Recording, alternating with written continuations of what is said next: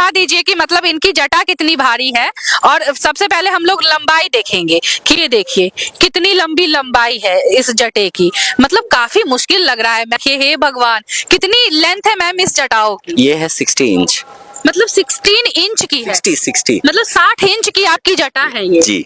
तो मैं कंघी नहीं कर सकते? कंघी नहीं कर सकते हो, शैम्पू कर सकते हो, ऑयल कर सकते हो। इसको हर आपको बीच बीच में मेंटेन करवाना पड़ता है, नहीं तो आपके जटा आपस में फंस जाते हैं। साल हो गए। मतलब किन्नर समाज के लोग तो जटा नहीं रखते हैं इतनी बड़ी बड़ी, और आपने इतनी बड़ी बड़ी जटा और इतनी भारी जटा अपने सर पे रखी है। इसके पीछे कोई राज है या फिर कोई तपस्या है? तो छक्का है, ये है, हिजड़ा है, ऐसे ही बोलते थे। अभी भी मैं अगर जो मैं जर्नलिज्म करती हूँ, आज भी ये वो जो एक 100% एक्सेप्टेंस होता है पब्लिक का, वो नहीं मिला है। अगर आप मैं इंस्टाग्राम पे कुछ चीज डालूं, चाहे वो रिपोर्टिंग हो या कोई भी चीज हो मेरे, तो उसमें एक दो कमेंट तो आ ही जाता है, क्या ये तो छक्का है, ये इसने तो अपने जैसा बना दिया। भारी होता है। हाँ। बाकी कैसा है, अभी आदत हो गई है, हैबिट हो गई है। हाँ। मुझे 10 साल हो गए जटा कैरी करते हुए। हाँ। इसमें जो मेरे रियल हेयर है, हाँ। वो हिप्स तक थे। बाकी जो एक्सटेंशन लगे हैं उसको लगे हुए मुझे 10 साल हो गए। मतलब ये तो छक्का है, ऐसा बोलना, ऐसा बोल, लोगों का टॉन्ट करना। माँ बाप ने ठुकराया, समाज ने ठुकराया, लेकिन किन्नर होते हुए भी इन्होंने अपना लोहा इतना मजबूत कर लिया कि मतलब आज रिपोर्टर हैं और दबदबा बना चुकी हैं। दबदबा ही बोला जाए कि दबदबा है, दबदबा था, दबदबा रहेगा, बोल सकते हैं। देखो तो प्रयागराज महाकुंभ मेले में है और हमारे साथ अभी एक किन्नर समाज की रिपोर्टर हैं जो कि जर्नलिस्ट हैं, अपने समाज के लिए आवाज उठाती हैं और भैया रिपोर्टिंग करने निकल चुकी हैं। क्या नाम है मैम आपका? मेरा नाम एलिजा राठौर है। मैं उज्जैन से हूँ और मैं एक जर्नलिस्ट हूँ। अच्छा। हाँ, देश की पहली ट्रांसजेंडर जो एज अ जर्नलिस्ट है। मतलब देश की पहली ट्रांसजेंडर जो जर्नलिस्ट है? जी बिल्कुल। मैम आप देखने में बहुत ज्यादा सुंदर है। थैंक यू, आप भी बहुत ब्यूटीफुल हो। मुझे तो नहीं लगता कि मैं ब्यूटीफुल हूँ, लेकिन आप काफी ज्यादा सुंदर हैं। आपकी जटाएं आपको काफी ज्यादा आकर्षित बनाती हैं। Thank you very much. देखो, जैसा रंग रूप से इंसान खूबसूरत नहीं होता, दिल से खूबसूरत होना चाहिए और कुछ नहीं। ऐसे तो आप भी खूबसूरत हो। बिल्कुल। जरा अपनी जटाओं के बारे में कुछ बताइए कि मतलब पेशे से जर्नलिस्ट हैं और किन्नर समाज से हैं और इतनी बड़ी जटा है मैम आपके सर पे। जी बिल्कुल, मैं एज अ जर्नलिस्ट हूँ और एक ड्रेडलॉक आर्टिस्ट भी हूँ जो जटाओं को संवारती है, बनाती है। तो अगर आप देखा जाए तो मैं एक ट्रांसजेंडर हूँ, जो इंडिया की फर्स्ट ट्रांसजेंडर जो as a dreadlock artist, professional dreadlock artist हूँ। तो ये जटा वगैरह बनाना, ये सब मेरा काम है। जिनके ओरिजिनल होते हैं उनको सुधारना मेरा काम है। जी। तो अपनी जटाओं को जरा खोल के दिखा सकते हैं क्या मैम? तो यहाँ पे ये दिखा दीजिए। मतलब पेशे से जर्नलिस्ट हैं और किन्नर समाज से, और इनकी जटाओं को देखिए, हे भगवान, कितनी लेंथ है मैम इस जटाओं की? ये है 60 इंच। मतलब 16 इंच की है? 60 मतलब 60 इंच की आपकी जटा है ये? जी। तो मैम संभालना तो काफी भारी होता होगा। हाँ, ऐसे तो भारी होता है। हाँ। बाकी कैसा है, अभी आदत हो गई है, हैबिट हो गई है। हाँ। मुझे 10 साल हो गए जटा कैरी करते हुए। हाँ। इसमें जो मेरे रियल हेयर है, हाँ। वो हिप्स तक थे। बाकी जो एक्सटेंशन लगे हैं उसको लगे हुए मुझे 10 साल हो गए। मतलब किन्नर समाज के लोग तो जटा नहीं रखते हैं इतनी बड़ी बड़ी, और आपने इतनी बड़ी बड़ी जटा और इतनी भारी जटा अपने सर पे रखी है। इसके पीछे कोई राज है या फिर कोई तपस्या है? तपस्या की बात तो नहीं है। एक तो देखो, जटा एक ऐसी चीज है जो एक भोलेनाथ शिव जी को, महाकाल को ये करती है ना, प्रेजेंट करती है। तो एक तरीके से ये जटा जो रहता है अपने आप में ही एक पॉजिटिवनेस देता है। जटा रखने से ऑटोमेटिक एक पॉजिटिव एनर्जी, पॉजिटिव वाइब्स आपके आसपास रहेगी। आप नेगेटिव सोच भी नहीं पाओगे, ना नेगेटिव चीज कर पाओगे। तो काफी टाइम मैंने शुरू में तो शौक के हिसाब से रखा था। बाकी जब मैं धीरे धीरे जब इसके बारे में समझी मैं, और एक पॉजिटिव एनर्जी होने लग गई, क्रिएट होने लगी मेरे पास, तो फिर मैंने इसको एज अ परमानेंट रख दिया। एज अ परमानेंट की रख दिया। जी मुझे तो जटाओं को लेकर परेशानी तो बहुत आती होगी।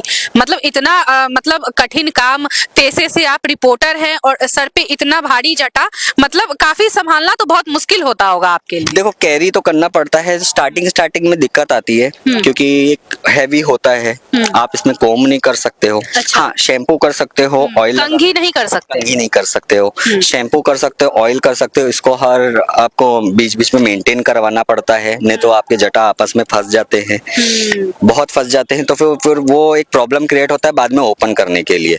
तो कैरी करना एक तरीके से स्टार्टिंग के दौर पे मुश्किल है, बाकी जब आप हैबिचुअल हो जाते हो तो ये आपको लगता है कि नहीं, अब अगर मैं अब सोचूं कि मैं कटवा दूं या खुलवा दूं, मैं नहीं सोच सकती, ऐसा सोच भी नहीं सोच नहीं सकती, क्योंकि मुझे एक तो पहली बात, मैं इतनी हैबिचुअल हो गई हूँ कि ये मेरे को ऐसा लगेगा कि मेरे ऊपर का सर ही नहीं है।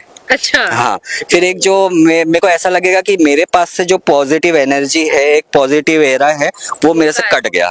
हाँ, ये चीज होगा। अच्छा, कितना भारी होगा, मतलब सर पे कितना वजन होगा आपके? ये अप्रोक्स होगा, दिखने में तो बहुत हैवी लगता है, बाकी इसका जो वेट रहता है वो 2.5 kg होगा।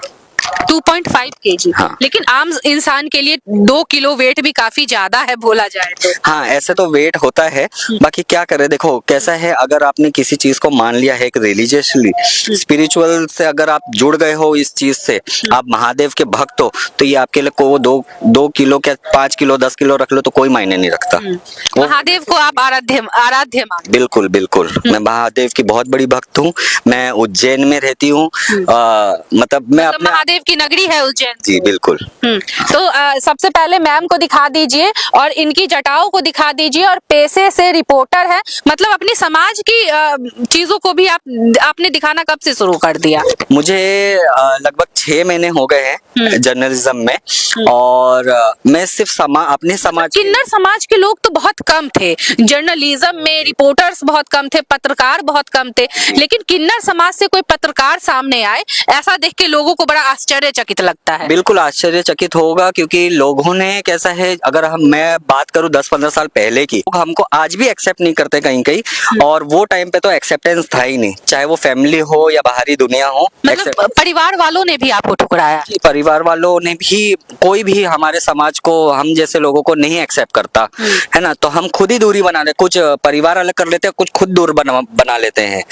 तो अब के दौर में देखें तो जैसे हमारे किन्नर समाज में हमारी गुरु होती है, वो सपोर्ट करते हैं, तो हमारा जो भी एक टैलेंट है, जो एजुकेशन है, वो आगे बढ़ता। तो हमारे भी किन्नर समाज ने ही सपोर्ट किया, तो ही मैं इतना आगे बढ़ चुकी हूँ, वरना बाहरी दुनिया के तो मतलब अगेंस्ट ही है वो। आज भी देखें, अगर 2014 में जो एक लॉ पास हो गया है कि हाँ चलो एक अधिकार मिल गया कि ट्रांसजेंडर को एक थर्ड जेंडर, वो वोटर आईडी वगैरह में जो एक जेंडर होता है, मेल फीमेल के अलावा थर्ड जेंडर आ गया, वो आ गया है। अभी भी कहने को बोलते हैं कि जॉब्स है, ये हैं इनके लिए, थर्ड जेंडर के लिए, लेकिन वो कहाँ, मतलब वो किस प्रकार है उस पे, मतलब अगर जॉब रखे हो तो उसमें सैलरी पैकेज इतने कम है कि वो एक ट्रांसजेंडर गुजारा नहीं कर पाएगा। मतलब धरातल पे अभी भी उस लेवल का काम नहीं हुआ है कि आप लोगों का कुछ सहयोग हो सके। हाँ, गवर्नमेंट की तरफ से सारे चीज आपने कर दिए थर्ड जेंडर के लिए, ट्रांसजेंडर के लिए, कि जॉब है, ये सुविधा है, वो सुविधा है,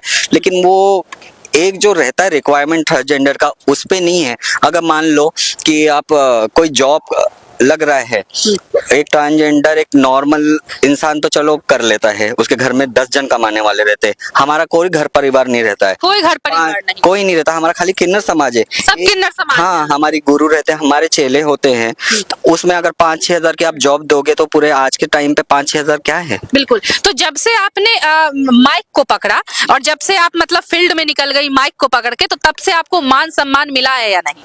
मान सम्मान, देखो मुझे मान सम्मान की बात करें तो देखो, उज्जैन एक ऐसा शहर है जहां हम जैसे लोगों को एक अर्धनारीश्वर रूप वहां बैठा हुआ है, तो वो वहां से मुझे इज्जत शुरू से ही मिलते आई है। और एक बात करें जर्नलिज्म से, उससे मेरी और इज्जत बढ़ गई। जो मैं ड्रेडलॉक कर रही थी उससे भी मेरी इज्जत बढ़ी कि मैं एक एकेडमी चला रही हूँ। तो हाँ, ये देखा है कि जो एक जर्नलिज्म आया है उससे मेरा एक लेवल और बढ़ गया, एक लेवल और बढ़ गया। हाँ जी।